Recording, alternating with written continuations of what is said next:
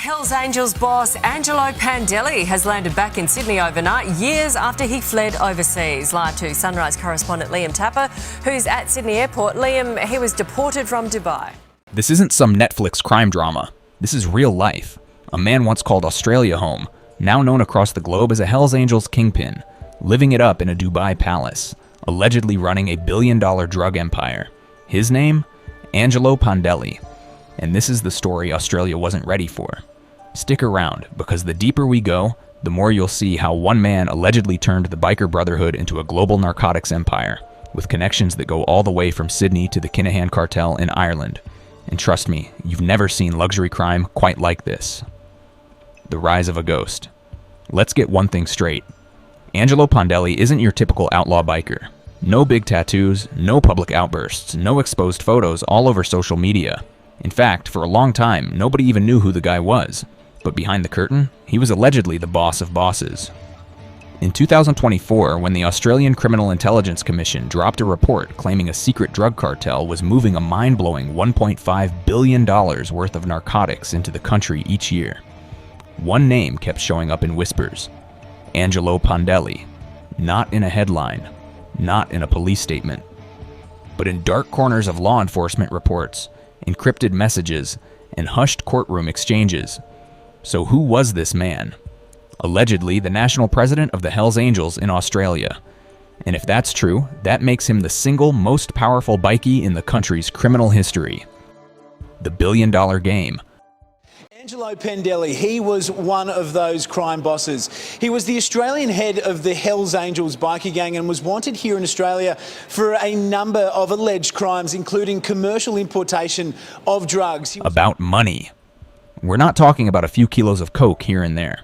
We're talking full-blown international logistics planes, ports, and cargo ships. Authorities believe Pandeli's syndicate imported multi-ton shipments of drugs, mostly cocaine, through Australia's ports. How did he pull it off? According to investigative journalists, Pandeli's crew allegedly used authentic businesses, international contacts, and encrypted communication networks to stay invisible. Think encrypted apps like Anom or Threema. Think shell companies in Singapore. Think cash deals in Dubai. And at the heart of it all was Pandeli. But here's the twist. He vanished from Australia in 2018. No goodbyes, no media chaos, just poof. And where did he go? Dubai. Not just anywhere in Dubai either. He was reportedly living in a luxury villa on Palm Jumeirah An artificial island, shaped like a palm tree, where the rent alone can cost $150,000 a year. Neighbors, CEOs, tech billionaires, and the occasional sheikh. Life like a king.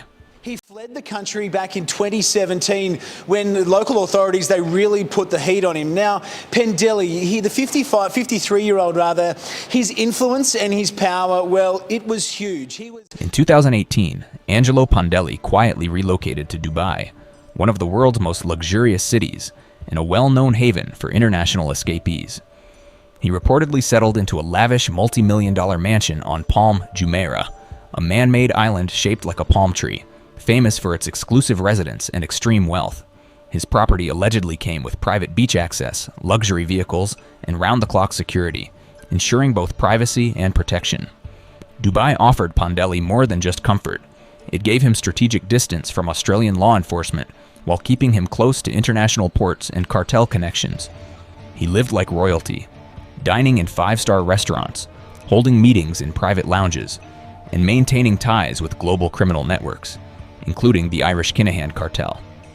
Despite his high-profile associations, Pandeli managed to keep a remarkably low public profile, avoiding social media and using encrypted communications to run operations from the shadows.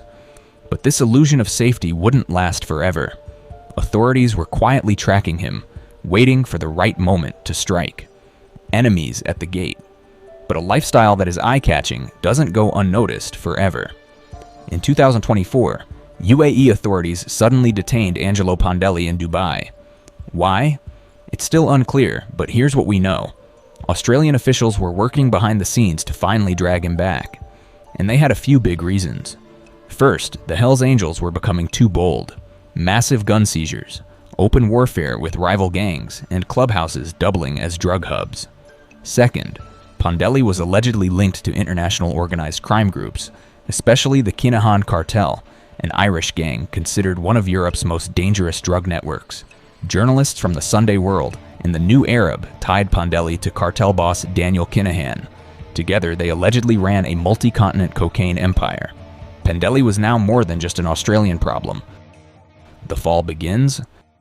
One of the original 9 who were part of that Aussie cartel, the group who controlled the importation of commercial drugs into Australia. At its height, it was bringing in close to $1.5 billion worth of drugs into the country. When Dubai police detained Pandeli in August 2024, media outlets exploded. Some reported he was arrested before heading to a major Hells Angels meeting in Mexico. Others claimed it was a response to diplomatic pressure from Australia. Either way, he was deported. When he touched down in Australia, it wasn't a red carpet welcome. Authorities now had a shot to interrogate him, possibly charge him and dismantle his empire. But here's the shocking part. He walked free. Despite all the whispers, the reports, the billion-dollar allegations, no formal charges stuck. No trial, no prison cell, no perp walk. Instead, he checked into a 5-star hotel in Sydney and continued his life. A free man. And that's when it hit people. What if he really is untouchable? The media war. But it didn't end there. In early 2025, Pandeli came out aggressively with a lawsuit. He sued News Corp, claiming they'd falsely branded him as a cocaine kingpin and National Hells Angels president. His argument? That he'd never been convicted, that the stories were defamatory, and that the media had destroyed his name without proof. Now think about that. A man accused of running one of the largest drug empires in Australian history, now fighting to clear his name. He called the reports baseless, sensational, and absolutely damaging. His lawyers demanded a full apology and financial damages. It's a bold move, but it might be a smart one, because if he wins, it might justify the idea that he was never the drug lord they pictured him to be. What the streets say. On the ground, though, people in Sydney's underworld aren't buying the innocent narrative.